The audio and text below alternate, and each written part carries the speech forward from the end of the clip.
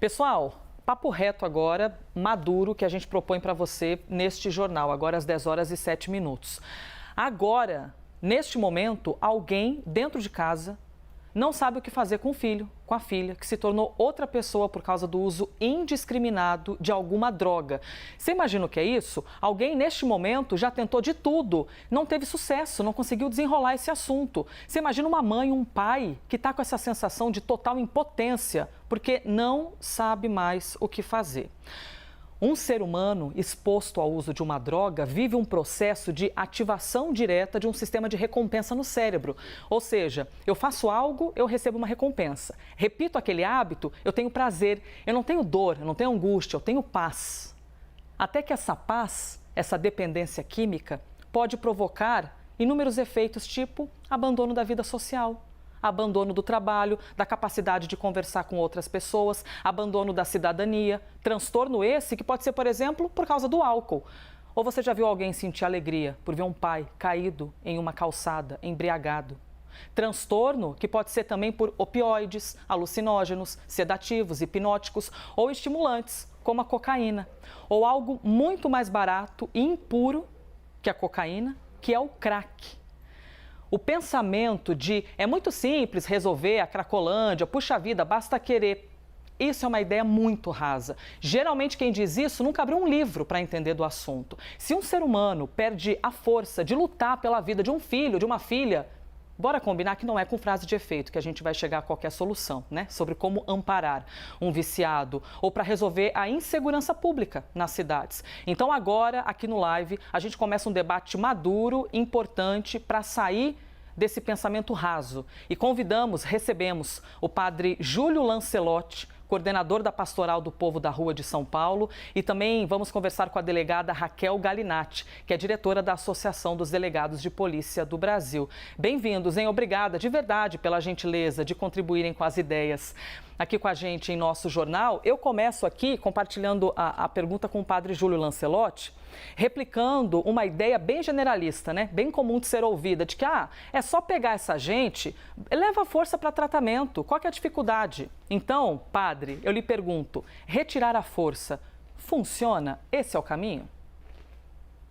Então, não temos nenhum método infalível, nenhum método que a gente possa dizer, olha, só esse método funciona. Como você disse, é uma questão complexa, é uma questão difícil e é uma questão que nós temos que ficar alerta para não estarmos preocupados só com os efeitos, mas nós temos que ir às causas. A gente precisa conhecer o que é que levou essa pessoa a essa situação, a situação do grupo familiar, a questão social, todas as questões que envolvem a vida dessa pessoa, para irmos construindo possibilidades e caminhos. Há pessoas que dizem é só pela internação compulsória. Não funciona para todos, mesmo porque hoje não tem nem lugar para fazer internação compulsória de todas essas pessoas. E como mantê-las um internamento compulsório, a não ser com segurança ou com sedação? Então, é preciso fazer um caminho, e um caminho complexo, pedagógico, social, que envolve a questão médica e, sobretudo, uma questão de conhecer as pessoas e, com elas, construir uma saída. Fantástico. Eu compartilho agora a mesma pergunta para Raquel Galinatti. Obrigada mais uma vez, Raquel, pela gentileza de ter aceitado a nossa entrevista, que é diretora da Associação dos Delegados de Polícia do Brasil. Levar à força, assim, essa ideia rasa que as pessoas têm, é só pegar e levar para algum lugar. Isso funciona? Primeiramente, uma satisfação estar aqui nesta conversa. Meu total respeito ao padre Júlio Lancelotti. Acredito que a gente não pode, claro, solucionar de forma simplória uma problemática tão complexa social. E quando a gente fala dessa problemática, eu vou entrar na esfera que eu tenho conhecimento, que é a esfera de segurança pública e a esfera no âmbito penal. Claro que a gente sabe que ali os usuários que estão, infelizmente, sem autodeterminação própria de discernimento e deliberação, elas não conseguem mais exigir a dignidade para a sua subsistência. Quando a gente vê aquelas pessoas e ali os criminosos, muitas vezes infiltrados e camuflados ali, misturados na Cracolândia, crimes ali ocorrendo, muitos criminosos também com mandado de prisão, foragidos ali no meio, claro que cria um caos social. Mas voltando às pessoas dos usuários, que principalmente quando o Estado tem que tutelar, ele tem que tutelar essas pessoas porque elas não têm mais discernimento e autodeterminação para decisões. Então, elas colocam em risco, principalmente elas próprias. Não é aceitável falar que está sendo preservada a dignidade da pessoa humana, pessoas que estão na rua, muitas vezes comendo dos lixos. O Estado ele tem que ter coragem e sim tomar decisões e atitudes. As políticas públicas elas não podem estar somente no papel. Deve ter sim obrigatoriedade do Estado de amparar essas pessoas que ali estão. Então, nesse sentido, claro, fazendo uma triagem em conjunto, é uma conversa transversal com a saúde, é necessário para essas pessoas a internação compulsória. Caso contrário, elas só estão colocando em mais risco a sua própria existência.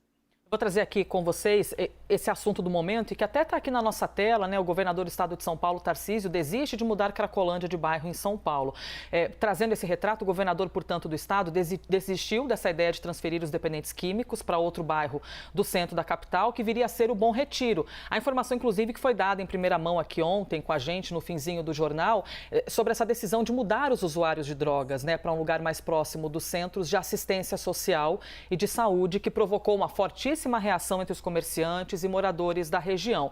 O governador disse que vai continuar procurando alternativa para resolver essa situação. Disse, inclusive, tomei essa decisão, mas não teria sido uma decisão acertada e não tenho problema em vir a público e dizer, olha, errei, não foi a melhor opção, vamos procurar uma nova alternativa. Padre Júlio Lancelotti, primeiro, como o senhor reagiu à decisão de, mais uma vez, uma mudança da Cracolândia, a possibilidade de levar para um outro bairro, que é o Bom Retiro, e essa mudança, então, de postura do governador de admitir que não teria sido uma boa opção? Eu procuro usar uma imagem, é como se lá na igreja onde eu estou tivesse 10 goteiras e eu compro 10 baldes para pôr um em cada goteira. Aí disseram, não, 10 baldes é muito caro. Aí eu compro um latão bem grande e faço todas as goteiras ficarem num fundo só. E, ao invés de eu subir no telhado e ver aonde é que está a telha quebrada ou a calha estragada ou obstruída, o que o Estado faz é tentar mudar os efeitos e não as causas. Nós precisamos ir às causas. E mesmo a doutora sabe disso, de que a internação compulsória hoje é inviável. Aonde estão os lugares para colocar todas essas pessoas? Como é que elas serão mantidas compulsoriamente? Muitas vezes, algumas dessas clínicas dopam as pessoas. Nós temos tido aqui em São Paulo uma luta muito grande, inclusive com os CAPs, que têm em número insuficiente. Eu vejo diariamente, convivendo com as pessoas em situação de rua, todos os dias eu convivo com pelo menos 600 pessoas em situação de rua. Vejo muitos com toda a medicação na mão, medicação que é para uma semana. Outro dia me falou, a gente toma Aldol, quando vai jogar bola, tropeça na língua, porque eles ficam dopados. Enquanto nós não olharmos para essas pessoas como uma pessoa que tem uma série de complexidades e eles conservam algum entendimento, não se percebe, e os próprios médicos, psiquiatras, psicólogos, bem, eles não perdem totalmente a consciência. É preciso encontrar em cada um onde a gente vai pegar. A gente tem que encontrar em cada um por onde que a gente vai lidar. Eu já encontrei médicos na Cracolândia. Eu encontrei lá um médico italiano. Hoje, só na Missão Belém, nós temos mais de 2.100 morando na Missão Belém, em várias casas, que a maioria deles vieram da Cracolândia. Então, a gente tem que buscar diferentes respostas, diferentes alternativas e não o uso da violência. Porque é interessante, todas as imagens que nós estamos vendo, que vocês estão nos mostrando, são imagens de intervenção militar. A gente não vê imagens de psicólogos, de assistentes sociais, de pedagogos, de educadores artísticos, de várias outras formas que eu vejo diariamente as possibilidades que eles têm de sair dessa situação através da arte. Esses dias nos visitou o Emicida e é impressionante como que juntou de pessoas, desses jovens, e que alguns estão se refazendo, estão tendo possibilidades. Então, nós não podemos ter pressa. E a doutora sabe bem, isso é uma coisa muito séria, e o governo do estado e o governo municipal têm lutado muito com a corrupção, porque a Cracolândia existe porque é um negócio, e é um negócio lucrativo. Alguém está ganhando muito em cima disso. E existe também uma rede de corrupção muito forte. Viram que há poucos dias o prefeito de São Paulo localizou vários guardas civis metropolitanos que ganhavam R$ 500 para vender proteção e para mudar o fluxo de lugar. Todos os dias, quando nós estamos lá, o guarda GCM fala para nós, mais para baixo, e o policial militar fala, mais para cima. E, às vezes, o único lugar que a gente tem para estabelecer vínculo com eles é mesmo dentro do fluxo. Então, é um desafio muito grande, que tem muitas facetas, e uma das facetas é a corrupção. E, olha, é nobre a gente poder ouvir vocês dois aqui, porque vocês têm conteúdo, conhecimento, profundidade nesses fatos e a gente ajuda a população a expandir o olhar em relação a esses seres humanos totalmente expostos e vulneráveis. Compartilho a mesma ideia com a delegada Raquel Galinatti. Essa medida que havia sido proposta, já voltou atrás o governador, de mudar novamente a região da Cracolândia, levar para o Bom Retiro, e voltou atrás dizendo, olha, cometi um erro, não tenho problema em admitir isso, temos de repensar. Como é que a senhora enxergou esse cenário? Na realidade, não seria uma solução, seria um deslocamento de problema geográfico. A solução não é deslocar a Cracolândia fisicamente, geograficamente, de bairro ou de localidade. Concordo com o padre Júlio Lancelotti, que a solução ela é realmente complexa, e concordo também quando o padre diz corrupção, porque eu digo criminalidade, padre.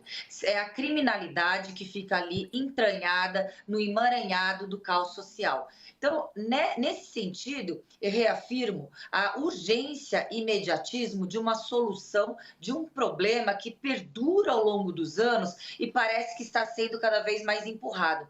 Nova York era tratada como uma cidade extremamente perigosa na década de 80.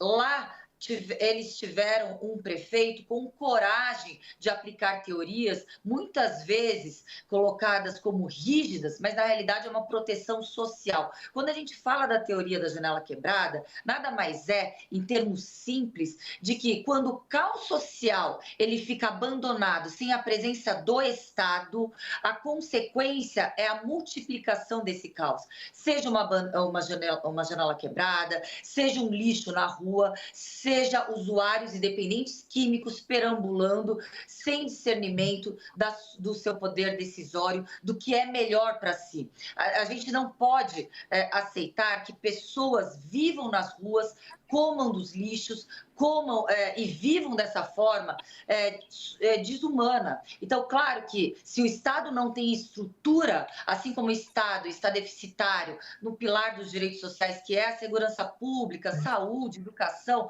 isso não pode ser uma justificativa ou uma desculpa para ausência de solução. Então, que tenhamos, sim, estrutura para receber e amparar todos aqueles que estão ali precisando e clamando de ajuda por Estado, e punindo os criminosos que ali estão infiltrados e praticando seus crimes, seja tráfico de drogas, seja crime de extorsão, todos os tipos de crime, principalmente roubo, a gente vê latrocínio. Então, são vários criminosos que aproveitam dessa vulnerabilidade social e, principalmente, desse caos que está instalado e que teima em não ser solucionado. Eu quero propor que nós falemos agora sobre os seres humanos que estão ali, né? Olhando para os seres humanos e olhando para as famílias desses seres humanos. Porque alguém ali alguém não, todos, são filhos de um pai, de uma mãe angustiados que eventualmente tentaram de tudo e vivem uma impotência de não saberem mais o que fazer.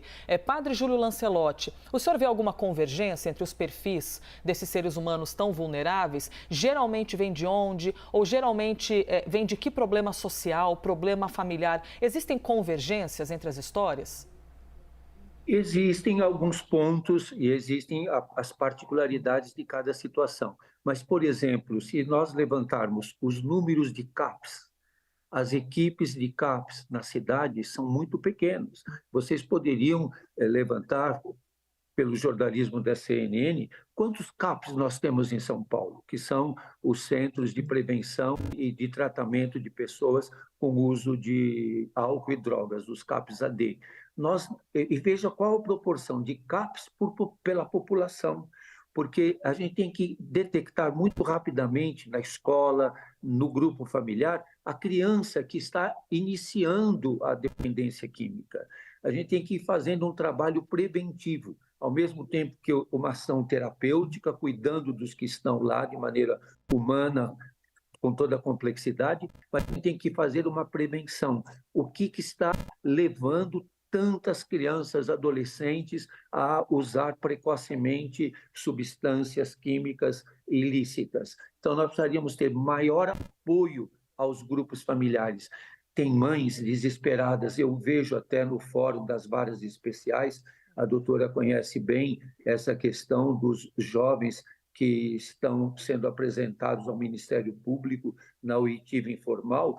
As mães às vezes falam para o promotor: interna meu filho, põe ele para dentro da Fundação Casa mesmo, porque ele já vendeu até o batente da porta lá de casa, vendeu todas as panelas, vendeu o botijão de gás, porque ele vai entrando nesse uso compulsivo. Então, essa mãe precisa ser socorrida rapidamente, através da assistência social, através dos CAPs, para que nós tenhamos uma prevenção. Senão, nós ficamos enxugando o chão com a torneira aberta. Se nós não tivermos várias ações conjugadas, a nível federal, estadual e municipal, de apoio às famílias que estão numa situação de maior vulnerabilidade, de assistência, de acompanhamento, para que essas pessoas sejam atendidas nas suas necessidades de saúde, de subsistência e todas as questões de assistência social. Nós precisamos aumentar o número de CAPs,